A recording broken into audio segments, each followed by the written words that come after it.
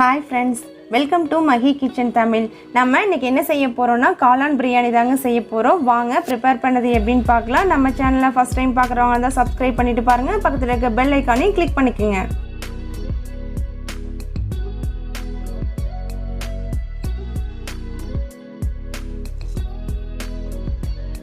Biryani ready பண்ண cooker ஒன்று எடுத்துக்கலாம். குக்கரில் 1 ஸ்பூன் நெய்,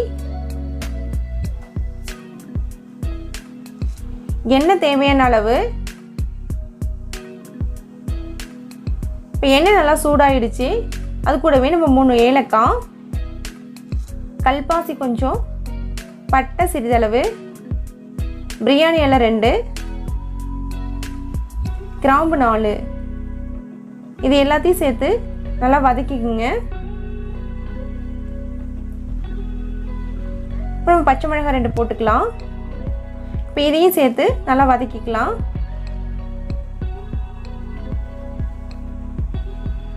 அடுத்ததாக நம்ம கட் பண்ணி வச்சுருக்க 2 வெங்காயத்தையும் இது கூட சேர்த்து நல்லா பொன்னிறமாக வதக்கிக்கலாம். எப்போதுமே பிரியாணிக்கு பார்த்திங்கன்னா வெங்காயம் நல்லா பொன்னிறமாக வதங்கினா தான் நல்லா ருசியாக இருக்கும். இந்த வெங்காயம் வதங்கிறதுக்கு தேவையான உப்பு போட்டுக்குங்க. போட்டதுக்கப்புறம் நல்லா கிளறி விட்டுக்குங்க. வெங்காயம் வதங்கிடுச்சு. நம்ம கட் பண்ணி வச்சுருக்க 2 மீடியம் சைஸ் தக்காளியும் இது கூட சேர்த்து நல்லா வதக்கிக்கலாம்.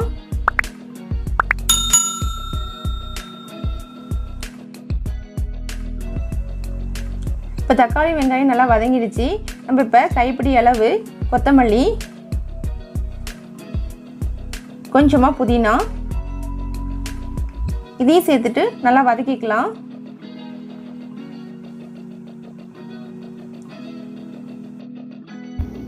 வெங்காயமும் தக்காளியும் நல்லா வதங்கிடுச்சிங்க. இந்த ஸ்டேஜில் நம்ம இஞ்சி பூண்டை சேர்த்துக்கலாம். இஞ்சி பூண்டு பார்த்திங்கன்னா நான் 3 டேபிள் ஸ்பூன் சேர்த்துருக்கேன்.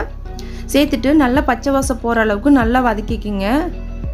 எப்போதுமே பிரியாணிக்கு பார்த்திங்கன்னா நல்லா வதக்கிறது தான் டேஸ்ட்டே இருக்குது. அதனால் கைவிடாமல் நல்லா வதக்கி விட்டுக்குங்க.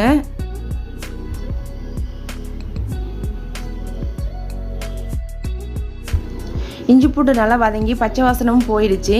நம்ம இந்த ஸ்டேஜில் சின்ன வெங்காயம் 10 அரைச்சி வச்சுருக்கேன். அதுவும் இது கூட சேர்த்து நல்லா வதக்கிக்குங்க. சின்ன வெங்காயத்தை நம்ம அரைச்சி போடும்போது நல்லா டேஸ்ட்டாக இருக்கும் பிரியாணி. இதையும் சேர்த்து நல்லா பச்சை வாசனை போகிற அளவுக்கு நல்லா வதக்கிக்குங்க. இப்போ மசாலா பொடி சேர்த்துக்கலாம். நான் 1/2 டேபிள் ஸ்பூன் வந்து மிளகாத்தூள், 1/4 டேபிள் ஸ்பூன் வந்து கரம் மசாலா, 1/2 டேபிள் ஸ்பூன் மல்லித்தூள், இதெல்லாம் சேர்த்ததுக்கப்புறம் மசாலாவோட நல்லா வதக்கி விட்டுக்குங்க. அடி பிடிக்காத அளவுக்கு நல்லா கிளறி விட்டுக்குங்க. இப்போ 1 table spoon lemon, 2 table spoon வந்து தயிர் சேர்த்துக்கலாம். நம்ம சேர்த்து நல்லா கிளறி விட்டுக்குங்க.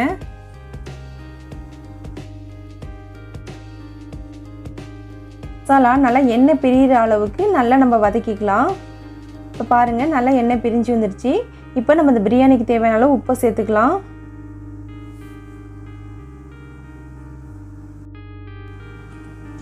மசாலா நல்லா ரெடி ஆகிடுச்சுங்க. இப்போ நம்ம காளான் சேர்த்துக்கலாம். காளான் பார்த்திங்கன்னா 200 கிராம். இது சேர்த்து நல்லா மசாலாவோட நல்லா கிளறி விட்டுக்குங்க.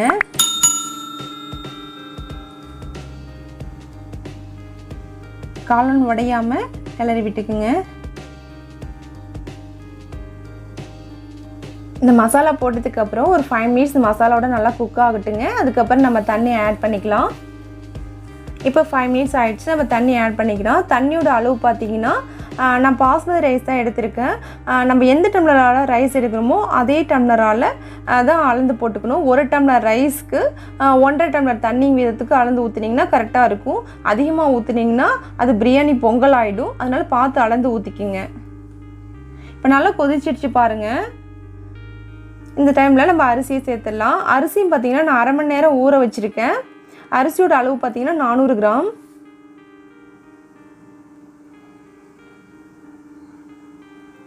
ரைஸை போட்டுட்டு நல்லா பொறுமையாக அப்படி கிளறி விட்டுக்குங்க.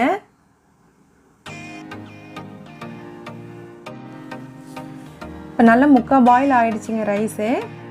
இப்போ இந்த ஸ்டேஜில் நம்ம கொத்தமல்லி தழை, புதினா தழை தூவி குக்கர் மூடி போட்டுடலாம். நல்லா 3/4 பாயில் ஆனதுக்கப்புறம் மூடி போடுங்க. இப்போ நம்ம விசிலை போட்டுடலாங்க.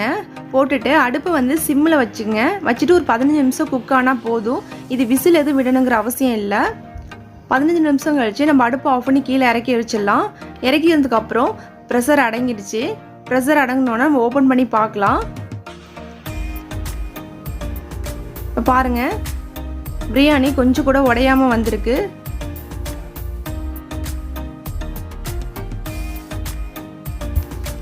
இப்போ நம்ம தம்மை உடைச்சிக்கலாங்க. லைட்டாக சைடில் கரண்டி விட்டு கிளறி விட்டுக்குங்க, ரைஸ் உடையாமல். அவ்வளோதான், சுவையான காளான் பிரியாணி ரெடி ஆகிடுச்சு. இதை வீட்டில் செஞ்சு பாருங்கள். செஞ்சு பார்த்துட்டு கமெண்ட் பண்ணுங்கள், ஷேர் பண்ணுங்கள். நம்ம சேனல் பிடிச்சிருந்துச்சின்னா சப்ஸ்கிரைப் பண்ணிக்கோங்க.